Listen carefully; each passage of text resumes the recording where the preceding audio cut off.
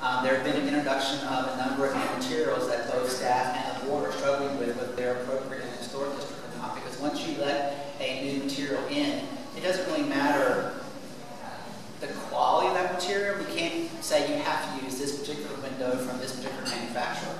And we are struggling a little bit because there are some that are really good replications of historic materials in an alternate material, but that same material is done very poorly by another company. We can't say you have to use ABC company and you can't use XYZ.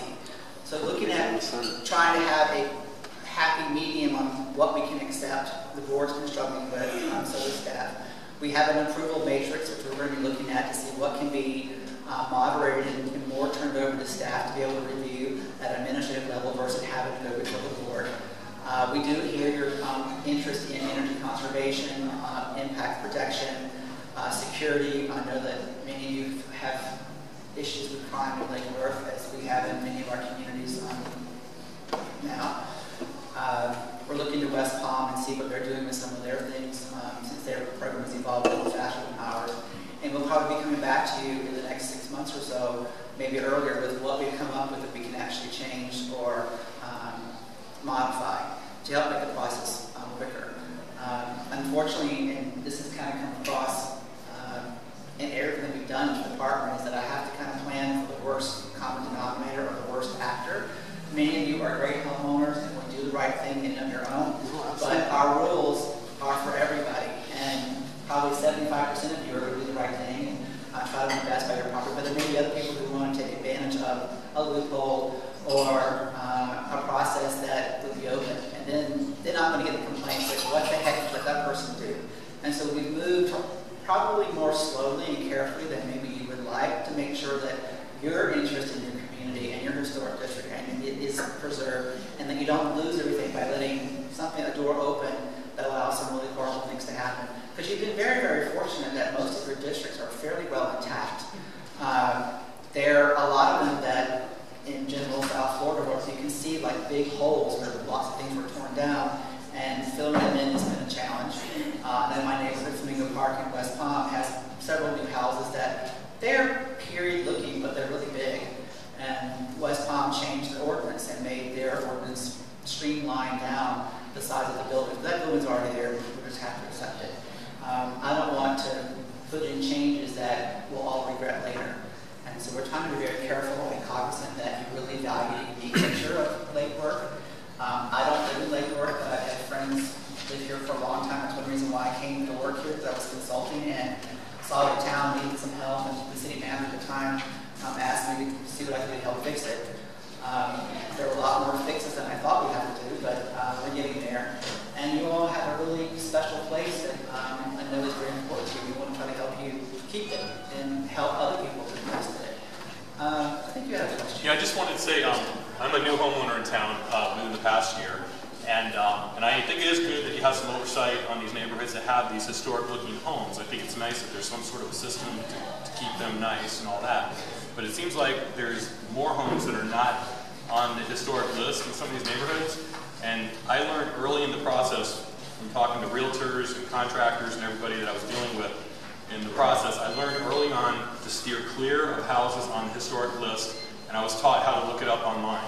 And once I got through that, it really made things easier. And your staff was helpful in this process. But the word is on the street with the realtors and contractors, and some of you probably already know this, and I'm a new guy on the block, but the word is out there on the street to steer clear of homes on a historic list, because there's going to be a ton of red tape if you decide to buy this house and want to do anything. And as an example, there's a couple of houses that I looked at seriously.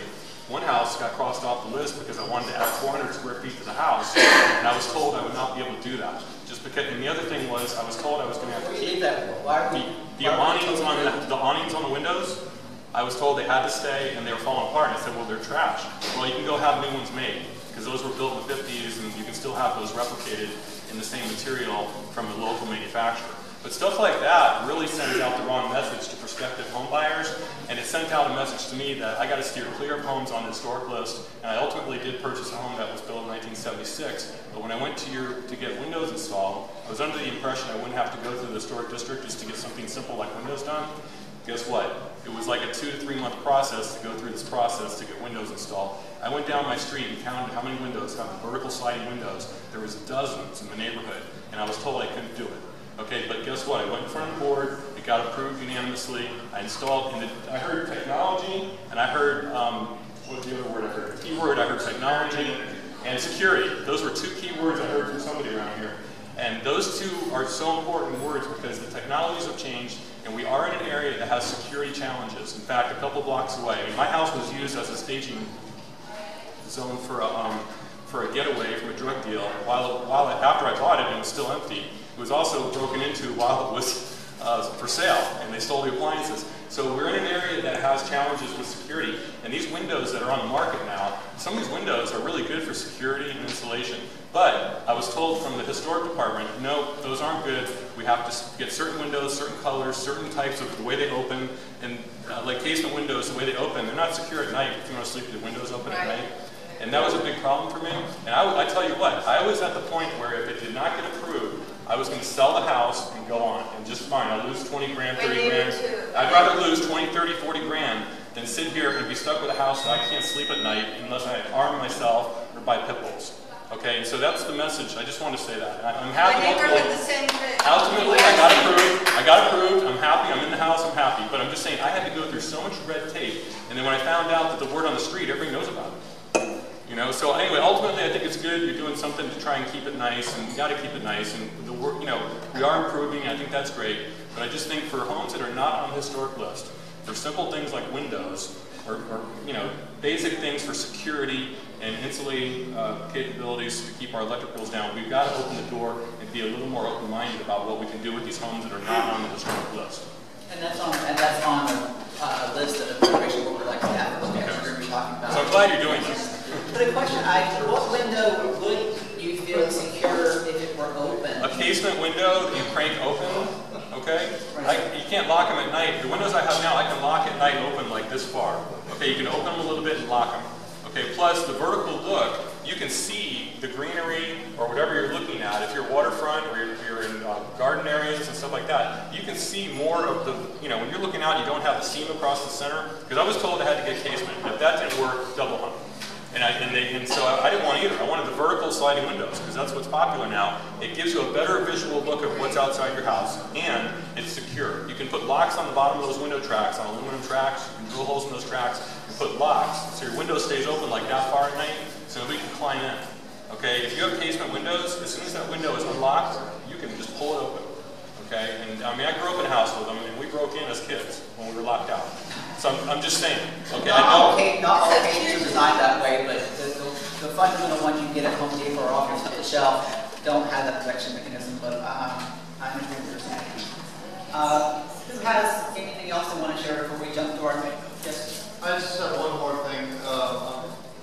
I'm sharing the frustration of a new homeowner that moved in directly across the street from my house, where the house was built with a concrete tile roof. Somewhere back in 20 years ago, the homeowner was allowed to take off the concrete and put back on shingles. Several homes in our neighborhood that are of concrete masonry construction have gone and put metal roofs on, the 5 feet trim, and it looks Key West, if you want to call it that, and it's becoming part of our neighborhood. It's becoming part of the historic makeup of our neighborhood. These people wanted to do that. They're flat out in their word just said, quote, "That ain't gonna happen." So they said you either have to put back on shingles or you have to go back put back concrete tile.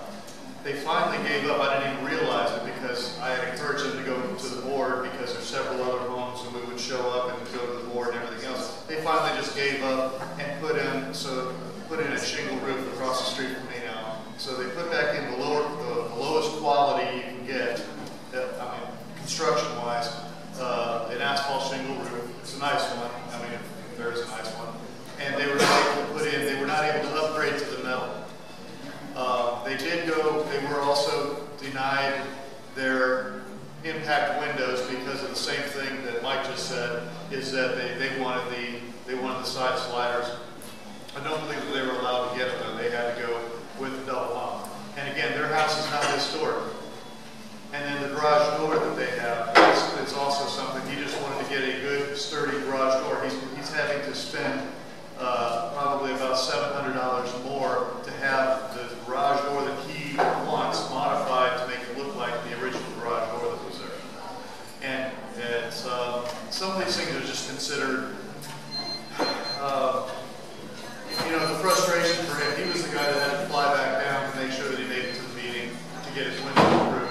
And on the windows, he wanted white framed windows instead of the original aluminum color framed windows.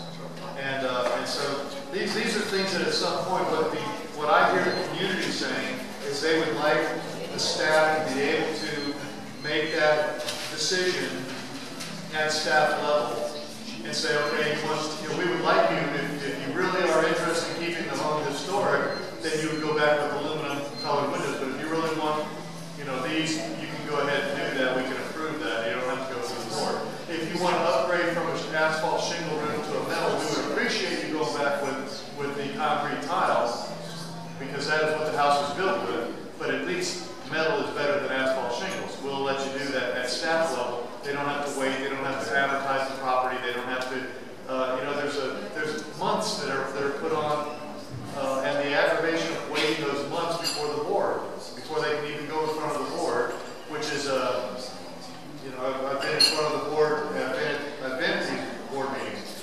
The same board meeting that they went to, there was a new homeowner who built a brand new home, and their front door was sort of like one of those doors right there.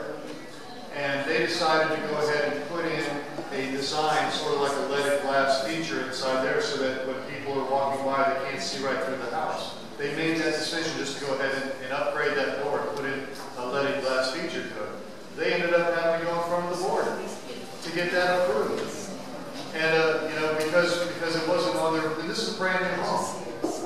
So because it didn't show that they wanted this feature on there.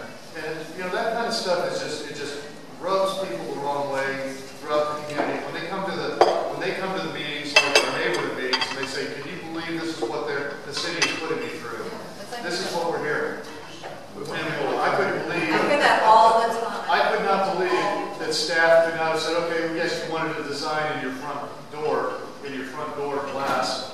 That they could have just said, "Go ahead, you know, do that." I don't know of any other city that you can just do whatever you want to on plans that have been submitted. They always, any city I've ever had places in, or other states or whatever, if you put something in and you make a change, you're required to go back in and say, "I'm making this change. Is it okay?" I don't understand that complaint. The type of change they made could be actually a very low quality applique that you can buy at Home Depot and stick on the window. They happened to have put in a very nice one that was leaded. That's not the point. The point is that they got plans approved, and they were approved as they were submitted. Which showed a door with a large piece of glass in it. They didn't show any design. It's what was submitted. They changed it. And any city I've ever been into, any place I've ever owned, if I've submitted plans and I make changes, they don't like you making the changes. So then if they put a curtain across it, then they would have to go back and get a change? No. Well, that's what I'm saying. This is basically the same thing. They want people looking through their glass window on the door. Chip, she's actually, as an architectural professional, I have to agree with her.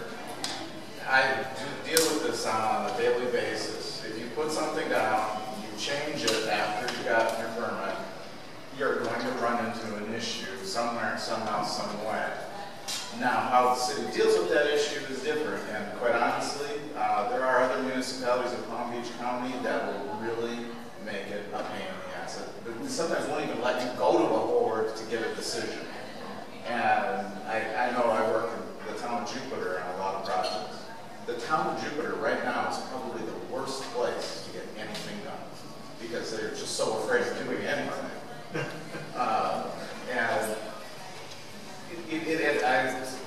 When I work on a project, this is what I have to do on a daily basis. I'm very conscious of everything that gets changed. I mean, we have things called value engineering, where to change things. And you have to have a serious talk with the owner and say, that's great, you want to change this, I understand. I need to warn you what could happen before you make the change. And sell it to the contractor too. In some cities, we can get away with it easier than others. And this one house, that new construction house on North Conway, it wasn't, you know, we ultimately approved it. But, you know, they did change it, and they installed it without going to Amy and saying, hey, look, I'm going to make something, it's a minor change, just want to let you know. Yeah, but that's the other thing with the stucco. The stucco was approved as smooth, and now everybody's upset because they didn't do what was approved. And everybody's all smooth or rough. Yeah, but who cares? Let me be real about it. Places are falling down. They're brittle, they're mildew. This is not a problem, whether it's smooth or not smooth. Then anybody can just do whatever they want. Yeah. Then there's Not smooth. Well, we used to have paint. You could only make certain colors. There's any, you know, you can have a striped house with a polka dotted roof because somebody Oh wants yeah, it. that's what we're saying. Yeah, that's exactly what we're saying. Yeah, no, that's it. You summed it right up. Yeah, polka dots. That's what you're saying. I thought paint didn't matter. Common sense. Yeah, paint no longer matters. They used to have huge fights in the commission about colors of paint. Now we've gotten past it. But that's, everybody has an opinion, and somebody has to say these are the rules. And if you're going to do something different than what we said, come back and treat us like I think if we lived in a show really us nice what we neighborhood and we were fine-tuning things, then I would go, yeah, you know what? Yeah, it should be this way. But we live in a dump. Look at everything. Look at Fifth Avenue. Look at those empty homes right here, right here. There's so many This lady wants to say something. There's so much mildewed houses. Yes, ma'am. Right across the street from me. Ma'am, one person speaking. I just wanted to say really quickly, it sounds like there are some people here that have had some horror stories, and it's kind of, you know, we're using the opportunity to vent a little bit, but one of the things that I've heard in common is that that you all are open to listening to suggestions, which is obviously why we're here. You may already be looking at this, but perhaps something we could ask to be considered is maybe a few things, like we said, with streamlining. So anything with safety or insurance reasons, maybe some of those are the things that could be looked at to kind of move quickly through the process. And we had done all this, and I also want to, I'd like the community to have a little bit of a discussion on the concrete tile roofs. We have in our next little presentation a little bit about architectural style development in Lake Worth. And there's a period when I guess Lake Worth had its real boom, which we're going to skip over a lot of this because we have always had architectural styles in Lake Worth. So that's okay. Masonry, natural mission, green cottage, and unlike some of the districts in West Palm, everything is seen everywhere in Lake Worth. The character-defining features are the shape, the building, the roof materials, the craftsmanship, the separate details, sometimes the interior space, how it's arranged, how it's on the side. And here's the development here that were identified in the survey. At 1910 to 1920 was the pioneer years, where mostly where our cottages come from, Framingham, These are the ones that probably weren't designed to last as long, but they're still here. We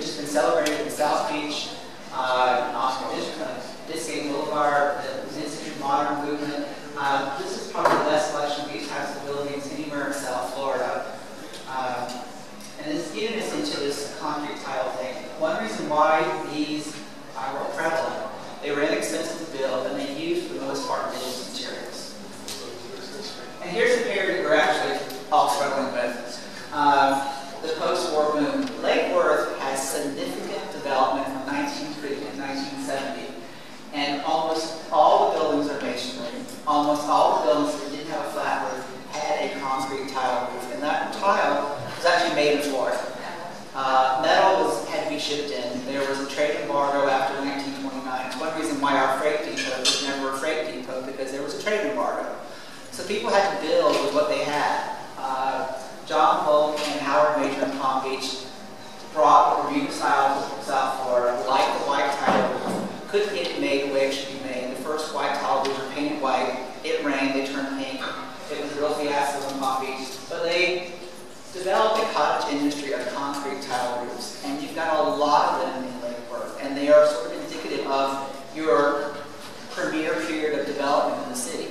And I hate to see us just throw out wholesale the most character-defining feature on some of these buildings, which is the concrete tile, and it is a Florida material. Metal roofs aren't made and don't come from Florida. We are looking for alternatives in metal that can replicate the look of the concrete tile, and there are some out there. But I want us to have the equal understanding and appreciation of where we are before we just jump into getting rid of a feature that, for some, is sort of special in Lake Worth. We have a lot of really good examples of architecture with these roofs on them. When you change the roof, the building does start looking completely different. As Mr. Guthrie said, some of them start looking like Key West, which may be where the community wants to go, but you're losing that integral part of your history, because this was a significant economic boom period for Lake Worth. And I'm hoping we're moving into a second one, because after the 1970s, things kind of went a little crazy in Lake Worth and spiraled out of control, went downhill, and we're trying to bring it back. Put a little list. This is all going to be available on the city's website. We put a list together of atypical roofs, doors, or windows that are in the city, and the ones that are typical. We've kind of discussed a lot of this already, but the standing seam, 5 feet weren't as typical here as there are other places. So jumping down to that, we want to take into account the types of architecture that we have here and why they're important, and it shows the evolution history of Lake Worth. There are a lot of people who are outside Lake Worth who really appreciate what we have, and I think sometimes maybe because there are lots of buildings that are in really bad shape, the economics here aren't the greatest, that we lose sight of the fact that Lake Worth has things that are really, really special that a lot of other people would like to have in their community, and they come to visit here because we have them. I know that we have an untapped opportunity to really build on tourism when we get a hotel downtown. And we've got the cottage book coming out. I don't see the lady who's doing it, but your cottage book is coming out imminently. 10 weeks. September. And that is getting a lot of publicity throughout South Florida. And people will be visiting Lake Worth and want to see what is it that is Lake Worth, because your city is talked about in college preservation programs, especially University of Miami, where I went to school 15 years ago. The Treasure Coast Regional Planning Council loves the way this city was designed. We are used as an example for transportation-oriented development, the cottage industry. We're working with the Cultural Council to do a presentation about Lake Worth cottages. And so you have a lot of things that are maybe difficult because you're right with them to really appreciate, but I hope that you have the understanding of where we've all come before we make the decision to sort of get rid of parts of it. Does anybody want to add any more to that? Yes, ma'am. Happy to. So, I live in South Palm Park. Very fortunate to live in a really beautiful mid-century modern home. I have one question, but I'd like to add a few comments before. So, the reason we chose to move to Lake Worth was the key element was the downtown area. We saw the potential in the downtown area. Then as we explored more, we found our neighborhood. And yes, there are some areas that we all know have potential and need a little bit more of a facelift. And then there's those that we live in that are beautiful because we have worked together as a community to maintain that together and try to balance that together. So I'm very, very proud to live in Lake Worth. And I'm very proud of our associations coming together to do this together. And I sympathize with those that are going through a little bit more of a struggle, which leads me kind of to my question. You had mentioned, Ms. Waters, earlier that you're meeting and gathering these opinions and thoughts and suggestions, and you had mentioned maybe 6 months from now you're going to be able to kind of reevaluate or go through that process. It kind of leads me to my question, what do those people that are having to go through this process right now, what do they do in the meantime until the board together and make that decision of if on just more of a administrative level, they're going to be able to make those decisions versus having to go in front of the board. So how long do you project that to be for the people going through that? And with that being said, too, I'd like to implement, we have been doing the process that is required to maybe making changes to or alterations to our property. We already had a nice meeting with Amy and Katie, and I thought that went very well, but I'd like to maybe add as a side note or something for you to consider. I know you've been going through some turnover, it sounds like. The only, I think, opportunity that I felt thus far in the process was getting them some help, because it took some time to plan the date for us to be able to get in. And I know you're probably working on that and growing that and trying to get proper people in place and the right people in place. And that'll probably take time because that's a city thing as well. But it's been a great process for us. But I think it might be helpful for people to know how long it's going to be until we can kind of revamp these things and put this into place. I'm trying to remember, you got 2 points that are very important and setting it here. The board's already been discussing what can we do. And we already have an approval matrix that has items on it that staff can approve, both for contributing and non-contributing buildings and what has to go before the board. We're probably going to jump into that and see what modifications we may hit.